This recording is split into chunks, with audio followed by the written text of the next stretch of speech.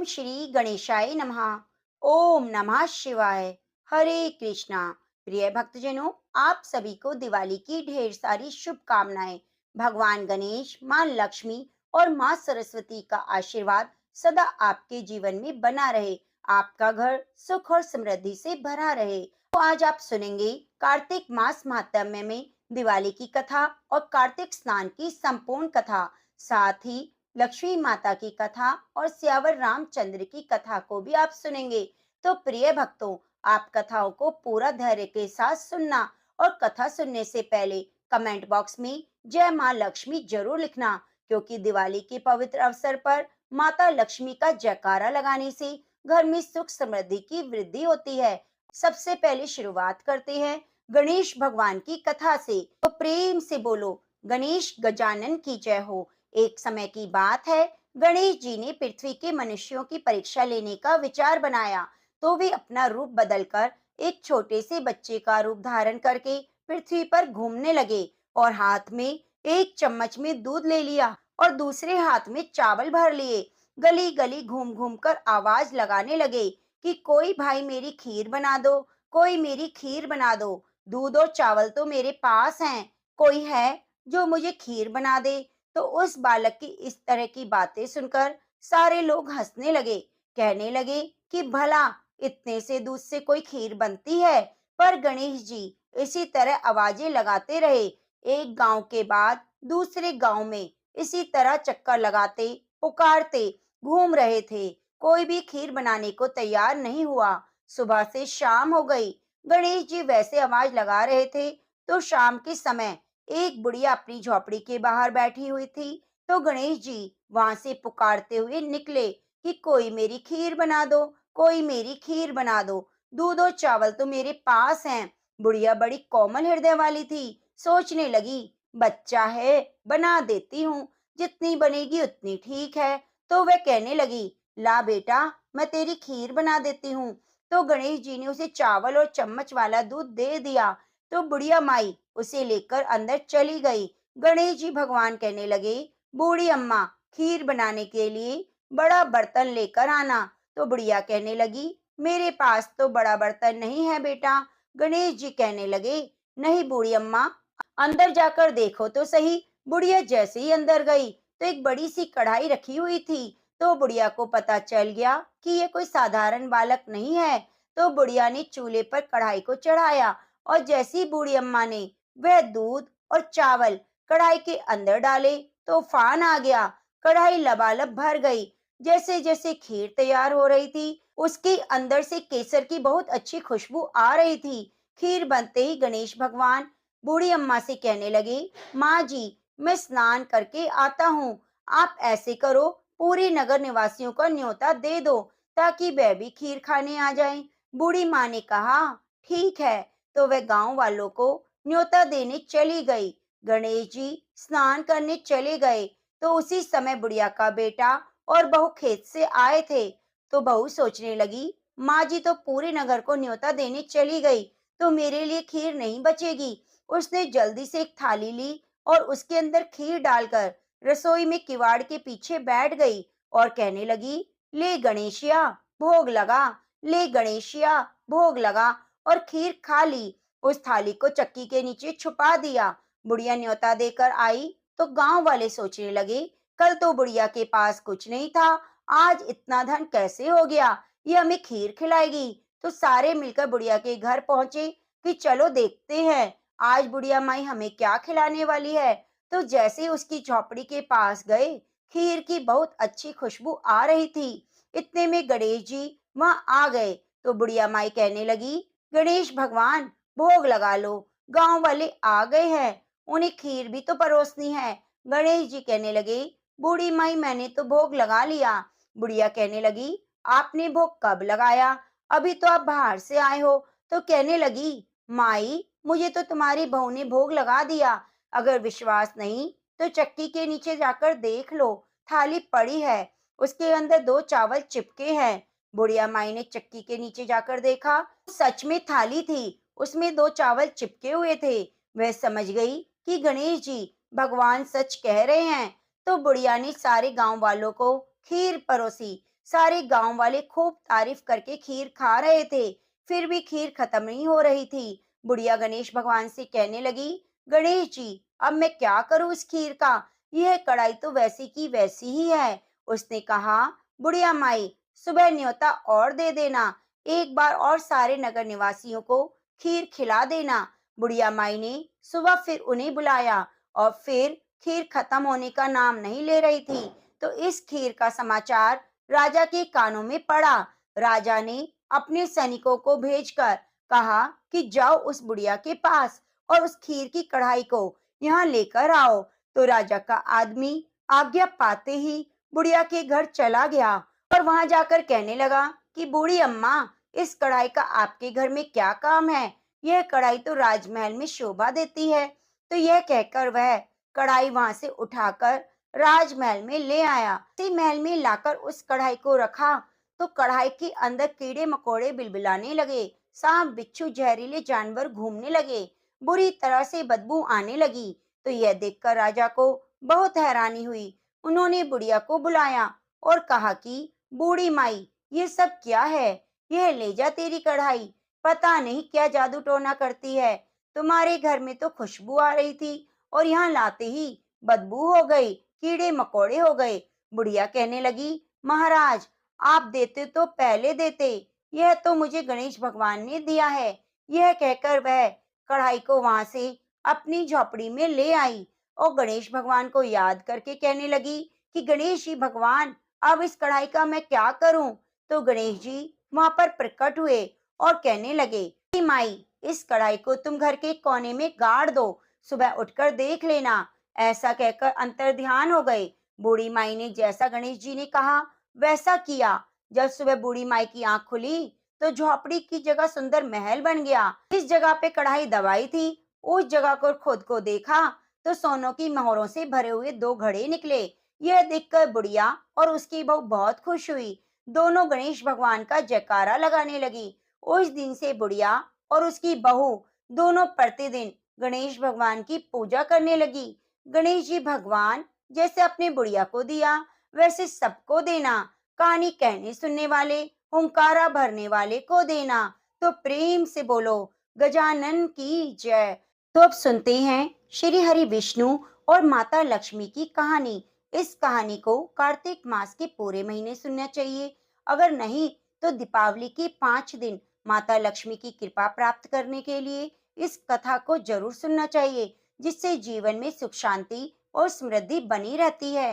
तो प्रेम से बोलो, लक्ष्मीपति नारायण भगवान की जय हो। एक समय की बात है, भगवान श्री हरि विष्णु पृथ्वी लोक पर घूमने के लिए जा रहे थे। तो उन्हें जाते हुए देखकर माता लक्ष्मी ने कहा, स्वामी, आप कहाँ जा रहे हैं? तो विष्णु भगवान ने कहा, मैं पृथ्वी लोक पर जा रहा हूँ। तो माता लक्ष्मी ने कहा, मैं भी आपके साथ चलती हूँ। भगवान श्री हरि विष्णु ने कहा, आप चल तो सकते हैं, लेकिन एक शर्त है। माता लक्ष्मी ने भगवान विष्णु से शर्त पूछी। तो भगवान विष्णु ने उत्तर दिया कि धरती पर चाहे कैसी भी स्थिति क्यों ना आ जाए, लेकिन आपको उत्तर दिशा की तरफ नहीं देखना है। तो माता लक्ष्मी ने विष्णु जी की शर्त मान ली और साथ चल पड़ी। चलते चलते दोनों पृथ्वी लोक पर पहुंच गए। बहुत ही सुंदर और सुहावना मौसम था।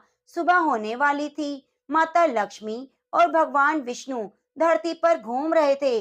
तभी माँ की नजरें उत्तर दिशा की तरफ गई। वहाँ बहुत ज्यादा हरियाली थी, बहुत सुंदर बगीचे थे, इतनी अच्छी भीनी भीनी खुशबू आ रही थी। तो माँ लक्ष्मी स्वयं को रोक नहीं पाई, एक बगीचे की तरफ चल पड़ी। उन्होंने बगीचे से एक फूल तोड़ा और वापस भगवान विष्णु के पास आई। तो लक्ष्मी माता के हाथ में फूल देखकर विष्णु जी की आंखों में आंसू आ गए।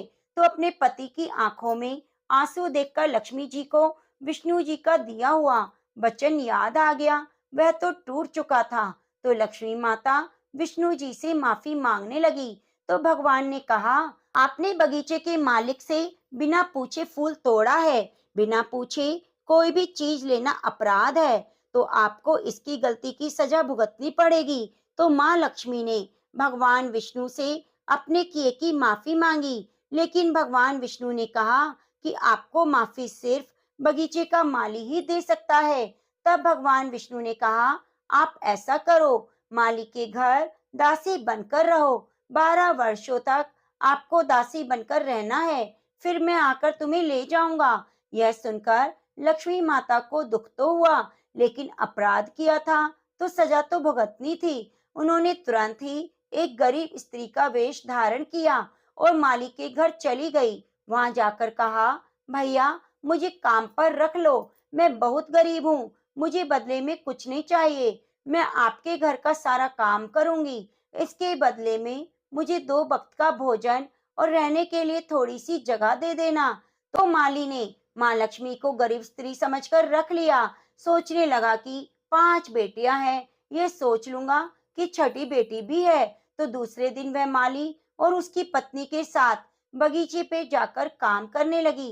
घर आकर घर का सारा काम करवाती। लक्ष्मी माता के आने के बाद उसके घर में धन धान्य की वृद्धि होने लगी। जैसे ही माली फूलों को बेचने के लिए जाता तो खूब सारे रुपए मिलते। माली ने एक अच्छा सा मकान बनवा लिया और गांव खरीद लिया, अपने व्यापार को बढ़ा दिया। लक्ष्मी माता के वहां पर रहने पर वह दिन दुगनी रात चौगनी तरक्की करने लगा। मन ही मन सोचने लगा कि यह औरत तो बड़ी ही भाग्यशाली है, जिस दिन से मेरे घर आई है मेरे घर तो अन्न धन के भंडारे भर गए। तो ऐसा करते करते 12 वर्ष पूरे हो गए। एक दिन जब माली और उसकी पत्नी बगीचे में काम करने के लिए जाने लगे तो उन्होंने लक्ष्मी माता से कहा। लक्ष्मी माता कहने लगी, आज मैं आपके साथ नहीं जाऊंगी, मुझे घर पर थोड़ा काम है। तो दोनों बगीचे में चले गए। शाम को जब घर लौटकर आई तो देखा उनके दरवाजे पर 16 श्रृंगार किए बहुत ही सुंदर औरत खड़ी है। सोचने लगा, ये कौन है। जब उन्होंने पास आकर देखा तो माली की पत्नी ने कहा, यह तो वही औरत है जो हमारे घर काम करती थी। माली को उस औरत का लक्ष्मी रूप समझ में आ गया कि यह औरत कोई और नहीं, स्वयं लक्ष्मी माता है। तो वह अपराध भाव के कारण रोने लगा और माँ लक्ष्मी से प्रार्थना की, मैंने आपके साथ बहुत ही बुरा व्यवहार किया, हमें माफ कर दो। आप इतने सालों से हमारे घर रह रही थी और हम आपसे काम करा रहे थे। लक्ष्मी माता मुस्कुराते हुए बोली, माली से कहा, जो हुआ वह नियति थी, इसमें तुम्हारा दोष नहीं। मैंने तुम्हारे बगीचे से बिना पूछे फूल तोड़ा तो उसी की सजा विष्णु जी ने मुझे दी। तो मैं आपके यहाँ सजा काटने आई थी, लेकिन आपने मुझे बेटी बनाकर रखा। तो मैं आपको आशीर्वाद देती हूँ कि आपका जीवन सुख समृद्धि से परिपूर्ण रहेगा। आपके घर में जीवन में कभी भी किसी तरह का दुख नहीं आएगा। के बाद माता लक्ष्मी विष्णु भगवान के साथ बैकुंठ लोक को चली गई। तो प्रेम से बोलो, लक्ष्मी पति नारायण भगवान की जय हो। तो अब सुनते हैं कार्तिक मास में सुनी जाने वाली बृहस्पतिवार के दिन की कथा। 2 भाई बहन थे। बहन बृहस्पतिवार का व्रत करती। बृहस्पति महाराज आते और 4 लड्डू एक चांदी का कटोरा देकर चले जाते। बहन लड्डू खा लेती और चांदी का कटोरा कोठरी में रख देती। एक दिन उसकी भाभी ने कोठरी खोली तो देखा कोठरी चांदी के कटोरों से जगमगा रही है। उसने अपनी पड़ोसन से कहा, मेरी ननद कहाँ से लाई, कोठरी जगमग हो रही है। पड़ोसन ने कहा, अपने पति से कहो। भाभी ने कहा, वह नहीं सुनेंगे। पड़ोसन बोली, दाल का चमचा भात में, भात का चमचा दाल में डाल देना। उसने वैसा ही किया। पति ने कहा, पागल हो रही है। बोली, पागल मैं नहीं हो रही, पागल तो तुम्हारी बहन हो रही है। पता नहीं कहाँ से इतने सारे चांदी के कटोरे लेकर आई है जो कोठरी कटोरों से जगमगा रही है। मेरी मानो तो घर से निकाल दो। भाई ने बहन से कहा, बहन चलो मामा के चलें। बहन को समझ में आ गया कि कैसे मामा के जावे है। वो बोली, भाई रास्ते में जहाँ केले का पेड़ हो, मंदिर हो, वहां उतार देना। बोला, अच्छा। जंगल में जाकर देखा कि मंदिर है, वहाँ केले का पेड़ भी है, उसे वहां उतार दिया। और बृहस्पतिवार का दिन था। बहन ने केले की पूजा करी, कहानी कही। बृहस्पतिवार महाराज आए, 4 लड्डू और एक चांदी का कटोरा देकर जाने लगे। भाई पेड़ की ओट में छिपकर सब देख रहा था। ऐसा देखकर उसने बृहस्पति महाराज के पैर पकड़ लिए। बृहस्पति महाराज ने कहा, पापी छोड़ मेरे पैर, तूने कुंवारी कन्या पर कलंक लगाया, यह कटोरे तो मैं इसे देकर जाऊं हूँ, इसको विदा करके भी फिक्र मत करना। भाई अपनी बहन को लेकर वापस घर चल दिया। घर पहुंचकर तब भाभी ने देखा तो बोली, फिर ले आए तुम इसे? वह बोला, मेरी बहन से कुछ मत कहना। मेरी बहन तो बृहस्पतिवार के व्रत कर रही थी, तो वही बृहस्पति देव ये कटोरे देकर जाते थे। वह बोली, मैं देखूं इसके बृहस्पति महाराज। उसने पूरे नगर में ढिंढोरा पिटवा दिया कि सब अपने बच्चे को लेकर आना। मेरी ननंद बृहस्पतिवार के व्रत रखती है। सबको चार चार लड्डू और एक एक चांदी का कटोरा मिलेगा। बहन एक टांग पर खड़ी होकर बोली, हे बृहस्पति महाराज, मेरी लाज रखियो। ऐसा 3 बार कहने पर बृहस्पति महाराज आए और सबको चार चार लड्डू और एक चांदी का कटोरा देकर चले गए। बृहस्पति महाराज, जैसे आपने उस लड़की की लाज रखी, वैसे सबकी रखियो। कहते सुनते हुंकारा भरे की रखियो। तो प्रेम से बोलो, लक्ष्मीपति नारायण भगवान की जय। प्रिय भक्तजनों, अब आइए सुनते हैं नगर बसेरे की कथा। 2 दोस्त थे, एक जाट का और एक भाट का। जाट का चला अपनी बहन के और भाट का चला सासरे। रास्ते में कुएं की पाल पर दोनों बैठ गए। जाट का बोला, नगर बसेरा कर ले। भाट का बोला, तू नगर बसेरा कर, मैं तो सासरे जा रहा हूँ, मेरी वहाँ खूब खातिर होगी, सो तू कर। जाट कुएं की पाल पर बैठकर पानी की घंटी और चावल का दाना लेकर आराम करने लगा और कहने लगा, नगर बसेरा जो करे सो मल धोवे पाँव। ताता मांडा तापसी देगी मेरी माँ। माना देगी मावसी देगी द्वारका का वास। मीठा मीठा घास वृंदावन का वास। 5 कुलटी छठी रास मेरो जुबड़ो श्री कृष्ण के पास। डालू पानी हो जाए घी झट से निकल जाए मेरा जी। ऐसा कहकर वह चल पड़ा। जाट की बहन ने पूरा चावल परोस कर खूब बातचीत की। भाट जब अपने ससुराल पहुंचा तो आग लगी पाई। आग बुझाते बुझाते उसका मुंह भी काला हो गया, हाथ भी, और रोटी मिली ना पानी। पड़ोसन आई और बोली कि जवाई आया है, उसकी पूछ कर लो। सास ने कहा, क्या करूं, मेरा तापड़ा भुपता चला गया। पड़ोसन ने रोटी और छाछ दी, उसे खा ली। शाम को दोनों फिर मिले। जाटके ने पूछा, क्या हुआ? भाटका बोला, मेरे ससुराल में आग लगी हुई थी, उसे बुझाते बुझाते मेरे हाथ पांव काले हो गए, रोटी मिली ना पानी। जाट का बोला, मेरी तो खूब खातिर हुई, मैंने कही थी ना नगर बसेरा कर ले, आ अब कर ले। भाट का बोला, मैं अभी नहीं करूंगा, तेरी मावसी है, पता नहीं रोटी देगी या नहीं देगी। मेरी तो माँ है, दही की छुंचली चूरमा की पेड़ी धरी पावेगी। भाट ने नहीं किया, परंतु जाटके ने नगर बसेरा किया।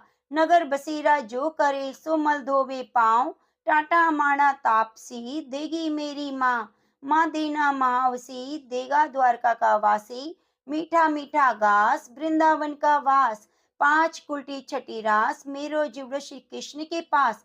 डालू पानी हो जाए घी झट से निकल जाए मेरा जी, करके चल पड़ा। जाट जब घर पहुंचा तो उसकी मावसी ने खूब लाड प्यार किया। भाट जब घर पहुंचा तो उसकी भैंस खो गई। बाप एक लाठी धरे एक उठावे, बोला कि ससुराल गया तो वहां आग लगा दी, यहाँ आया तो भैंस खो दी। ये भैंस खोज कर ला, तभी रोटी पानी मिलेगी। भाट भैंस को सारा दिन ढूंढता रहा, परंतु भैंस नहीं मिली। बाजार में फिर दोनों मिले तो जाट ने पूछा, क्या खबर है? भाट बोला, मेरे घर पहुंचते ही भैंस खो गई, उसी दिन से ढूंढ रहा हूँ, रोटी का ठिकाना नहीं। जाट बोला, मैंने तो कहा था ना नगर बसेरा कर ले। भाट का बोला, तेरे नगर बसेरे में इतना गुण है तो अब कर लेता हूँ। दोनों नगर बसेरा करने लगे। नगर बसेरा जो करे सो मल धोवे पाँव। टाटा माड़ा तापसी देगी मेरी माँ। माँ देना मावसी द्वारका का नाथ। मीठा मीठा घास वृंदावन का बास। 5 कुलटी छठी रास मेरो जीव श्री कृष्ण के पास। डालू पानी हो जाए घी झट से निकल जाए मेरा जी। ऐसा कहकर दोनों आगे चल दिए। थोड़ी दूर जाने पर भाट को अपनी भैंस मिल गई, लेकर घर आया। माँ ने कहा, लड़के को घर घुसते ही निकाल दिया, सारा दिन हो गया भूखा मरता, उसकी खूब अच्छी तरह जमाया। ससुराल में गया तो बोले, जमाई साहब बहुत दिनों में आए, कैसे हमारी बेटी को लेने के लिए? तो बोला, जब तो आया था जब आग लग रही थी। बोली कि आग लगाते क्यों आए हो?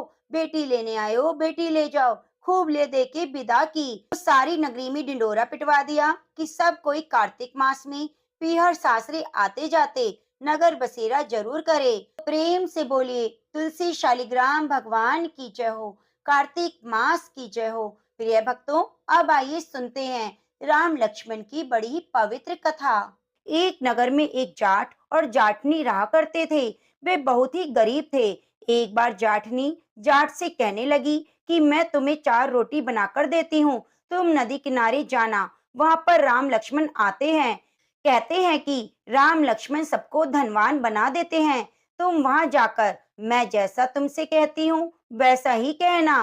तुम राम लक्ष्मण को देखते ही कहना, राम बड़े लक्ष्मण छोटे, वो बैठे अम्बे की डाली, वो बैठे चंबे की डाली, मिट्टी का दशरथ बनावे, मक्खन मिश्री का भोग लगावे, दे परिक्रमा घर को आवे। तो जाट ने कहा, ठीक है। जब जाटनी ने 4 रोटी बना दी और जाट घर से चल पड़ा, सोचने लगा, आज तो खूब सारा धन लेकर आऊंगा।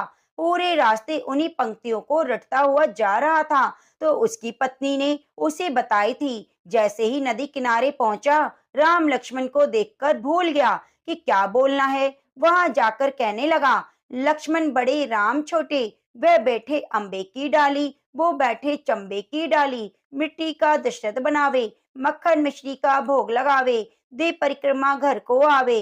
तो जाट की बात सुनकर राम लक्ष्मण से कहते हैं, लक्ष्मण, इसने तुम्हें बड़ा बताया है, तो तुम ऐसा करो, जो कुछ देना है वह दे दो। लक्ष्मण कहने लगे, राम भैया, इसकी तो बुद्धि मलिन हो गई है। इस मूर्ख को यह नहीं पता कि राम से बड़ा दुनिया में कोई नहीं है।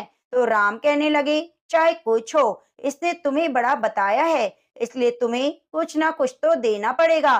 तो राम जी की बात सुनकर लक्ष्मण ने एक थोथा बांस लिया, उसके अंदर सोने की मोहरें और अशर्फी भरकर उसे दे दी।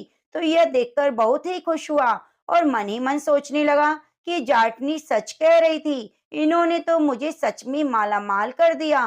तो खुशी से झूमता हुआ घर जा रहा था तो रास्ते में चोर मिल गए। जाट से उसका सारा सामान लूटकर भाग गए। यह देखकर जाट बहुत दुखी हुआ और सोचने लगा, किस्मत में गरीबी ही लिखी है, तो राम लक्ष्मण क्या करें। और घर चले गए। घर जाते ही जाटनी ने पूछा, कुछ मिला? तो जाट बोला, मिला तो बहुत कुछ था, पर चोर लूट कर ले गए। जाटनी ने कहा, कोई बात नहीं, कल फिर जाना।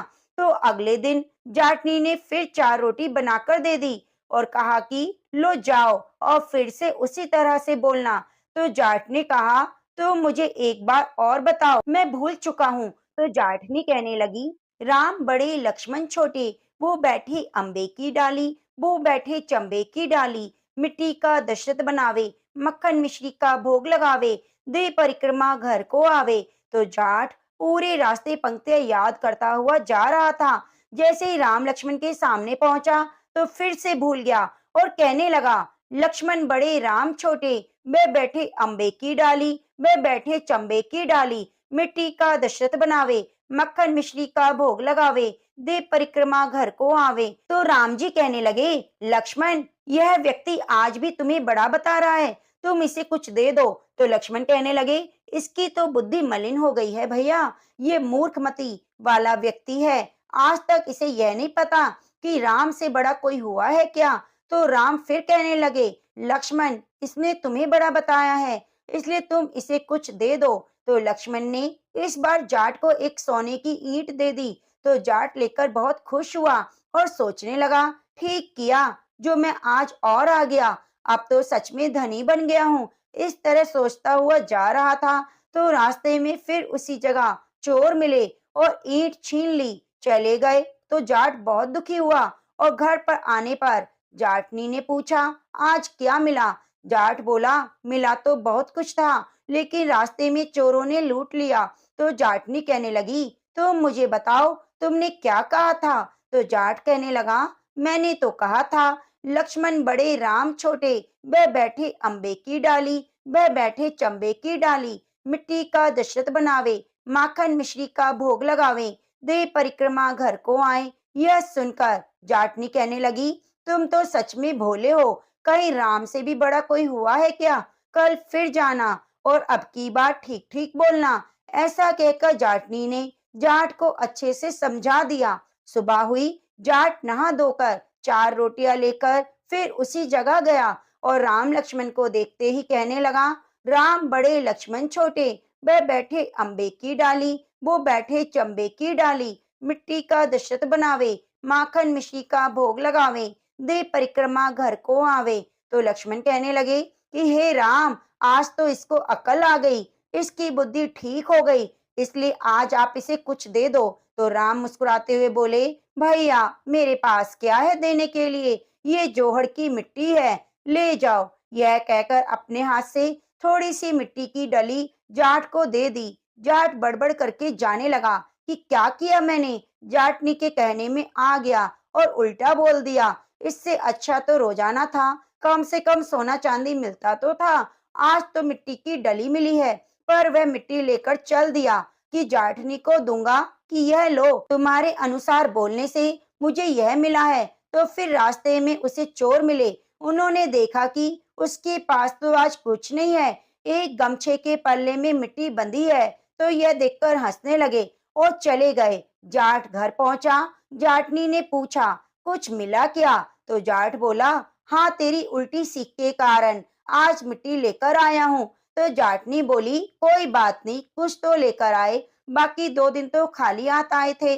ठीक है, आपकी लाई हुई मिट्टी कुछ न कुछ तो काम आएगी। इस मिट्टी से मैं चूल्हे को लीप कर घर का आंगन लीप सकती हूँ, तुलसी का गमला लीप सकती हूँ। इस तरह कहकर जाटनी ने उस मिट्टी को लेकर तुलसी के पौधे के नीचे रख दिया और खाना खाकर सो गए। सुबह सवेरे उठे तो देखा सारे घर में हीरे मोती जगमगा रहे हैं। तो जाटनी ने जल्दी से जाट को उठाया और कहा, यह देखो। यह देखकर जाट कहने लगा कि हाँ, अब मेरी समझ में आ गया कि भगवान राम ही सबसे बड़े हैं, जिन्होंने मिट्टी को हाथ लगाया और वह सोना बन गया। उसके बाद दोनों पति पत्नी सुबह जल्दी उठकर स्नान करते, तुलसी माता की पूजा करते, राम लक्ष्मण की कथा सुनते। ऐसा करने से उनके घर में अंधन का वास हो गया और 10वें महीने में जाटनी ने एक सुंदर पुत्र को जन्म दिया।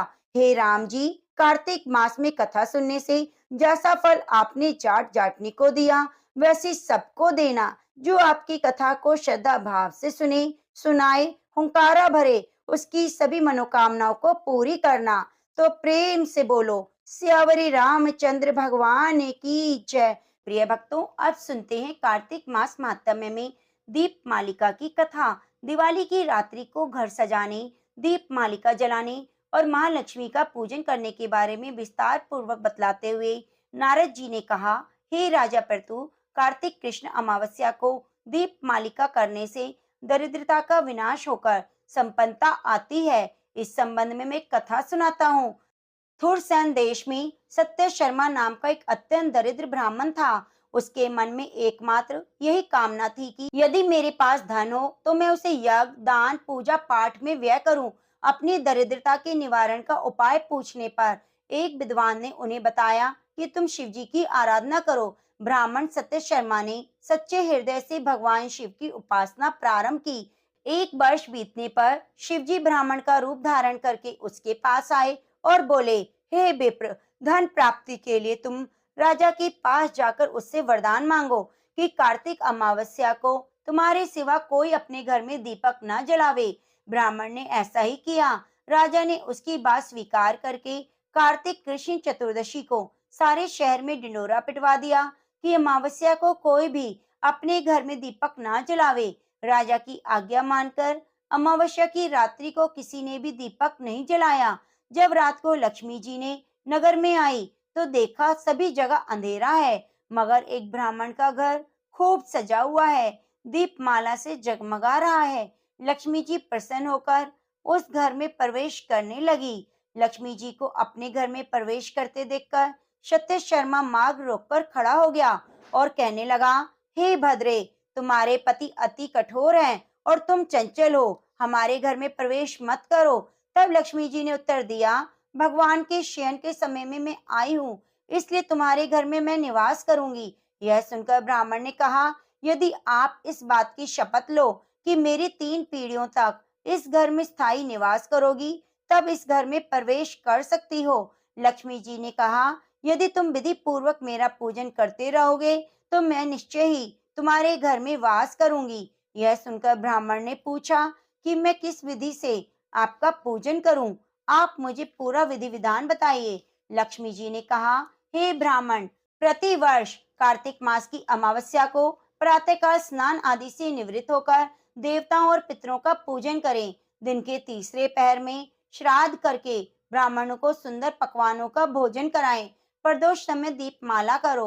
तुलसी के समीप ब्राह्मण के घर में देव मंदिर, चौरास्ता, शमशान और गौशाला में दीप जलाएं। इस दिन बालक, वृद्ध, रोगी के अतिरिक्त अन्य कोई भोजन ना करें। सायकाल स्वस्ति वाचन पूर्वक गणेश जी और कुबेर जी का पूजन करें। उसके बाद लक्ष्मी जी का पूजन करो। कहो, कमल के आसन पर स्थित, कमल के फूलों को धारण करने वाली, कमल जैसे नेत्र, गंभीर नाभि, स्तन के भार से नम्र, सुंदर वस्त्रधारी, देवताओं के हाथियों द्वारा मणि युक्त घड़ों से स्नान करने वाली, हाथ में कमल लिए ऐसी लक्ष्मी मेरे घर में निवास करे। सर्वप्रथम लक्ष्मी जी को आसन दो, फिर पाद, अर्घ, आचमन, स्थान, वस्त्र, धूप, दीप, नैवेद्य, जल, तांबुल और सुपारी, इन सभी वस्तुओं को अर्पित करो। दीप माला जलाओ और समस्त रात्रि भगवान का भजन कीर्तन करो। इस प्रकार कुबेर और लक्ष्मी जी का पूजन करके ब्राह्मणों को भोजन कराने से लक्ष्मी जी सदैव तुम्हारे घर में वास करेगी। इस प्रकार कुबेर और लक्ष्मी जी का पूजन करके ब्राह्मणों को भोजन कराने से बंधु बांधवों सहित स्वयं भी भोजन करो। सत्य शर्मा ने विधिवत इसी प्रकार किया, जिसके उसके यहाँ काफी धन धान्य हो गया। इसके बाद उसने अनेक यज्ञ और धार्मिक कार्य किए। जीवन में संध्या काल में सत्य शर्मा विरक्त होकर मथुरा चला गया और वहीं समाधि लेकर विष्णु लोक को प्राप्त हुआ। तो प्रेम से बोलो, कार्तिक मास महात्म्य की जय। प्रिय भक्तों, अब आइए सुनते हैं कार्तिक स्नान की कथा। उसके बाद सुनेंगे तुलसी माता की कथा और चालीसा। एक इल्ली थी और एक धुनिया। इल्ली ने धुनिया से कहा, दुनिया चल, दोनों कार्तिक नहाएंगे। दुनिया बोली, तू तो गिरी छुआरे में पड़ी रहती है, इसलिए तो तुझ में ताकत है, तू ही नहा ले। मैं तो मोट बाजरे में पड़ा रहता हूँ, मैं तो नहीं नहाऊंगा। मैं तो हरा भरा सिट्टा खाऊंगा और ठंडा ठंडा पानी पीऊंगा। फिर इल्ली रोजाना राजा की बाई के पल्ले में लगकर प्रतिदिन कार्तिक नहा आती और दुनिया नहीं जाता। कार्तिक समाप्त होते ही पूर्णिमा के दिन दोनों मर गए। इल्ली कार्तिक नहाई थी, इसलिए उसका जन्म राजा के घर राजकुमारी के रूप में हुआ और दुनिया राजा के घर मेंढक बना। एक दिन राजकुमारी का विवाह किया गया। विदाई के समय राजकुमारी का बैल रुक गया। जब राजा रानी ने पूछा कि तुझे क्या चाहिए, तब राजकुमारी ने कहा कि एक सोने की सांकल में मेंढक को बांधकर मेरे रथ के पीछे बांध दो। सबने कहा, राजकुमारी मेंढक को क्यों मांग रही है, धन आदि मांग लेती। लेकिन उसने कहा, मुझको तो मेंढक ही चाहिए। उसके रथ के पीछे मेंढक बांध दिया गया। जैसे ही राजकुमारी महलों में पहुंची तो मेंढक को सीढ़ी के नीचे बांध दिया गया। जब भी राजकुमारी सीढ़ियों से उतरती चढ़ती तो मेंढक कहता, और चटको मटको श्याम सुंदरी, थोड़ा पानी पिला दे। राजकुमारी कहती कि तू कार्तिक नहा। ऐसा कहते हुए एक दिन राजकुमारी की देवरानी जेठानी ने सुन लिया और सोचा कि राजा कोई रानी लाया है या जादूगरनी। उन्होंने राजकुमार से कहा, तू रानी लाया है या जादूगरनी? वह तो आदमियों से तो बातें करती नहीं, लेकिन जानवरों से बातें करती है। राजा ने कहा कि जब तक मैं अपनी आंखों से ना देख लूं, तब तक कैसे मानूंगा। एक दिन राजा छुपकर बैठ गया। जब राजकुमारी सीढ़ियों से नीचे उतरी तो मेंढक ने वही कहा। राजकुमारी ने भी वही उत्तर दिया। इतना सुनते ही राजकुमार तलवार लेकर खड़ा हो गया और राजकुमारी से कहा कि तू मेंढक से क्या बातें करती है, सच्ची सच्ची बता, नहीं तो तलवार से तेरा सिर काट दूंगा। रानी बोली, पिछले जन्म में मैं इल्ली थी और ये दुनिया, मैंने इसको कार्तिक नहाने के लिए कहा था और ये नहीं नहाया, मैं नहा ली, भाई बातें करते हैं। राजा ने कहा कि कार्तिक में गंगा स्नान करने से इतना फल होता है, तो हम दोनों जोड़े से कार्तिक नहाएंगे और खूब दान पुण्य करेंगे। जिससे हमें आगे इससे ज्यादा फल मिले। दोनों कार्तिक नहाने लगे। राजा के घर खूब धन संपत्ति होने लगी। हे कार्तिक महाराज, जैसे अपनी इल्ली को दिया वैसे सबको देना, जैसे दुनिया को दिया वैसे किसी को मत देना। कहानी कहते सुनने, हुंकारा भरने वाले को देना। दो बहनें थी, एक गंगा और एक जमुना। एक दिन दोनों ने एक साहूकार के खेत में से जा रही थी। खेत में से जमुना ने 12 दाने गेहूं के तोड़ लिए। तो यह देखकर गंगा ने जमुना से कहा, यह तो चोरी हो गई, तुझे पाप लग गया। तब जमुना ने कहा, यह पाप कैसे उतरेगा? गंगा ने कहा कि साहूकार के यहाँ 12 वर्ष तक नौकरी करने से उतरेगा। जमुना साहूकार के यहाँ गई और बोली कि मुझे यहाँ नौकरी पर रख लो, परंतु मैं 4 काम नहीं करूंगी। एक तो झूठे बर्तन नहीं धोऊंगी, झाड़ू नहीं लगाऊंगी, सेज नहीं बिछाऊंगी, दिया नहीं चासूंगी। साहूकार ने उसे नौकरी पर रख लिया। 12 वर्ष बाद कुंभ का मेला आया। साहूकार साहूकारनी मेले में जाने लगे तो जमुना ने उन्हें सोने का एक टका दिया और बोली, वह मेरी बहन गंगा है, उसको ये टका दे देना और कहना कि बहन जमुना ने भेजा है।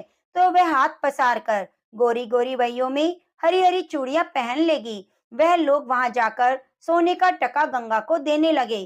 तो गंगा ने गोरी गोरी बहियां हरी हरी चूड़ियों से सजी हुई पसार कर टका ले लिया और कहा कि बहन जमुना से कहना, अब 12 वर्ष पूरे हो चुके हैं, वह वापिस आ जाए। साहूकार साहूकारनी ने घर आकर जमुना से कहा, तुम्हारी बहन बोली है 12 वर्ष पूरे हो चुके हैं, वापिस आ जाओ। इतना सुनते ही जमुना सहस्त्र धारा बनकर बहने लगी। जब साहूकार साहूकारनी को पता लगा कि माता जमुना हमारे यहाँ काम करती थी, तो वे सोचने लगे, हमसे पाप कैसे हो गया। उधर जमुना गंगा के पास गई तो गंगा ने पूछा, तू साहूकार साहूकारनी को सांत्वना देकर आई है या नहीं?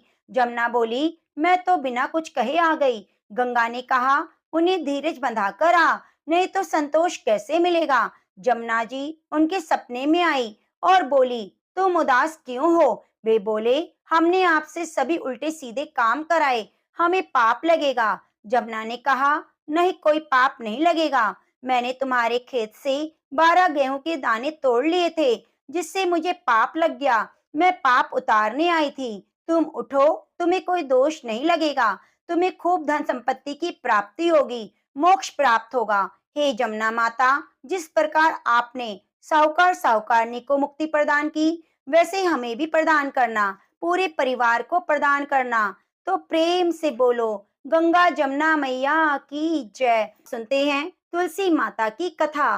कार्तिक माह तुलसी माता की पूजा के बिना अधूरा है। कार्तिक के महीने में सभी तुलसी माता को सींचने जाती, सभी सींचकर वापिस आ जाती, परंतु एक बुढ़िया जाती रोजाना तुलसी माता से कहती, तुलसी माता सत की दाता, मैं बिड़ला सींचूं तेरा, तू कर निस्तारा मेरा। तुलसा माता अड़वा ले, लड़वा ले, पीतांबर की धोती दे, मीठा मीठा घास दे, वैकुंठ का बास दे, चटके की चाल दे, पटके की मौत दे, चंदन की काठ दे, झालर की झिनकार दे, साई का राज दे, दाल भात का जीवन दे, 11 का दिन दे, कृष्ण का कांधा दे। इतना सुनकर तो तुलसी माता सूखने लगी। एक बार भगवान कृष्ण ने तुलसी से कहा, तुम्हारे पास इतनी औरतें आती हैं तुम्हें सींचने के लिए, फिर भी तुम क्यों सूख रही हो? तुलसी माता ने कहा, एक बुढ़िया रोजाना मुझे यह कहकर जाती है और मैं उसे सब तो दे दूंगी, परंतु आप कृष्ण जी का कांधा कहाँ से दूंगी? कृष्ण जी बोले, कोई बात नहीं, तो उससे कह देना मैं आ जाऊंगा कांधा देने के लिए। कुछ समय बाद बुढ़िया मर गई। जब उसको उठाने लगे तो वह इतनी भारी हो गई कि कोई भी उसे उठा ना पाया। सब कहने लगे, पता नहीं कौन से पाप की माला जपती थी जो इतनी भारी हो गई। उसी समय भगवान कृष्ण ब्राह्मण का रूप धारण कर वहां आए और भीड़ देखकर बोले, क्या बात है? एक व्यक्ति बोला, ये बुढ़िया मर गई, पापिन थी, भारी हो गई। भगवान कृष्ण बोले, मुझे इसके कान में कुछ कहने दो। सबने कहा, ठीक है भाई, तू भी कह ले, अपने मन की पूरी कर ले। भगवान ने जाकर बुढ़िया के कान में कहा, बुढ़िया माई, तू बिड़ला सींचे मेरा, मैं करूँ निस्तारा तेरा। बुढ़िया माई अड़ुआ ले, गड़फवा ले, पीतांबर की धोती ले, मीठा मीठा घास ले, बैकुंठ का बास ले, चटके की चाल ले, पटके की मौत ले, चंदन की काठ ले, झालर की झिनकार ले, साईं का राज ले, दाल भात का जीवन ले, और ले कृष्ण जी का कांधा, मेरा कांधा ले। और इतना सुनते ही बुढ़िया हल्की हो गई, भगवान कांधे पर ले गए, उसकी मुक्ति हो गई। हे तुलसी माता, जैसे तुमने बुढ़िया माई की मुक्ति करी, वैसे हमारी भी मुक्ति करना। कृष्ण भगवान, जैसे आपने बुढ़िया माई को कांधा दिया, वैसे हमें भी देना। तो प्रेम से बोलिए, तुलसी माता की जय हो। भक्तजनों, अब आइए सुनते हैं लपसी तपसी की कथा। यह कथा हमें हर कथा कहानी में जरूर सुननी चाहिए। एक लपसी था, एक तपसी था। तपसी तो भगवान की तपस्या करता। लपसी रोजाना सवा सेर का हलवा बनाकर भगवान को भोग लगाकर राली हिलाकर जीम लेता। एक दिन दोनों में झगड़ा हो गया। तपसी बोला मैं बड़ा, तपसी बोला मैं बड़ा, क्योंकि मैं भगवान की तपस्या करता हूँ। नारद जी बोले तुम्हारा फैसला मैं करूंगा। दूसरे दिन तपसी नहाकर आने लगा तो नारद जी ने 1.25 करोड़ का मुंदड़ा तपसी के आगे गिरा दिया। उसने आंखें खोलकर देखा तो मुंदड़ा पड़ा हुआ था। उसने उठाकर पैर के नीचे दबा लिया और तपस्या करने लगा। उधर लपसी ने 1.25 सेर का हलवा बनाकर भगवान को भोग लगाकर ट्राली हिलाकर जीम लिया। इतने में नारद जी आए, दोनों को अपने पास बिठाया। दोनों पूछने लगे, बताओ नारद जी कौन बड़ा? नारद जी ने तपसी से कहा, अपना पांव हटाओ। पांव हटाते ही मुंदड़ा निकला। तब नारद जी बोले, तुमने इसे चुराया, इसलिए तुम्हारी तपस्या भंग हो गई। लपसी बड़ा है। तपसी कहने लगा, मुझे मेरी तपस्या का फल कैसे मिलेगा? नारद जी बोले, तेरी तपस्या का फल कार्तिक नहाने वाले देंगी। सब कहानी कहकर तेरी कहानी नहीं कहेंगी, कार्तिक का फल तुझे मिलेगा। धोती देकर अंगोछा नहीं देंगी तो उसका फल तुझे मिलेगा। सीधा देकर दक्षिणा नहीं देंगी, ब्राह्मण जमाकर दक्षिणा नहीं देंगी, दीवा चास के हाथ न जोड़े तो तुझे पुण्य मिलेगा। कपड़ा देकर बटन न लगाए, दाहिने हाथ से नाड़ा बांधे तो सबका फल तुझे मिलेगा। इतना कहकर नारद जी चले गए। तो प्रेम से बोलिए, कार्तिक मास की जय हो। प्रिय भक्तजनों, अब आइए सुनते हैं तुलसी चालीसा। तुलसी महारानी करू बिन सिर नाय, जो मम हो संकट विकट दीजिए माति नशाए। नमो नमो तुलसी महारानी, महिमा अमित न जाए बखानी। दियो विष्णु तुमको सन्माना, जग में छायो सुयस महाना। विष्णु प्रिया जय जयति भवानी, तिहु लोक की हो सुख खानी। भगवत पूजा कर जो कोई, बिना तुम्हारे सफल न होई। जिस घर तब नहीं होए निवासा, उस कर करहि विष्णु नहीं बासा। करे सदा जो तब सुनित सुमरण, ते ही के काज सब होए पूरण। कार्तिक मास महात्म्य तुम्हारा, ताको जानत सब संसारा। तब पूजन जो करे कुंवारी, पावे सुंदर वर सुकुमारी। कर जो पूजा नित प्रति नारी, सुख संपत्ति से होए सुखारी। वृद्धा नारी करे जो पूजन, मिले भक्ति होवे पुलकित मन। श्रद्धा से पूजे जो कोई, भवनिधि से तर जावे सोई। भागवती यज्ञ करावे, तुम बिन नहीं सफलता पावे। छायो तब प्रताप जग भारी, ध्यावत तुम्हें सकल चितधारी। तुम्ही मातृ यंत्रण तंत्रण में, सकल काज सिद्धि होवे क्षण में। औषणि रूप आप हो माता, सब जग में तब यश विख्याता। देव ऋषि मुनि ओ तपधारी, करत सदा तब जय जयकारी। वेद पुराण न तब यश गाया, महिमा अगम पार नहीं पाया। नमो नमो जय सुख कारिणी, नमो नमो जय दुख निवारणी। नमो नमो सुख संपत्ति देनी, नमो नमो अग काटन छेनी। नमो नमो भक्त दुख हरणी, नमो नमो दुष्टन मद छेनी। नमो नमो भव पार तारणी, नमो नमो परलोक सुधारणी। नमो नमो निज भक्ति उवारणी, नमो नमो जन काज सवारणी। नमो नमो जय कुमति नशावनी, नमो नमो सब सुख उपजावनी। जयति जयति जय तुलसी माई, ध्याऊं तुमको शीश नवाई। निज जन जानी मोहि अपनाओ, बिगड़े कारज आप बनाओ। करो विनय मैं मात तुम्हारी, पूर्ण आश करो हमारी। शरण चरण कर जोरी मनाओ, निज दिन तेरे ही गुण गाओ। करो मात अब मोह पर दाया, निर्मल होए सकल मम काया।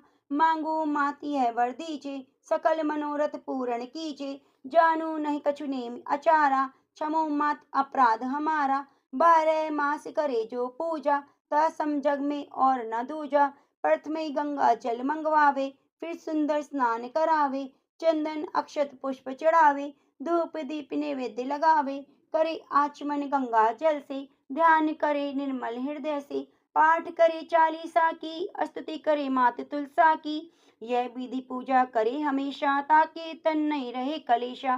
करे मास कार्तिक का साधन, सोबे नित पवित्र सिद्ध हुई जाहि। यह कथा महा सुखदाई, पढ़े सुने सो पवतर जाई।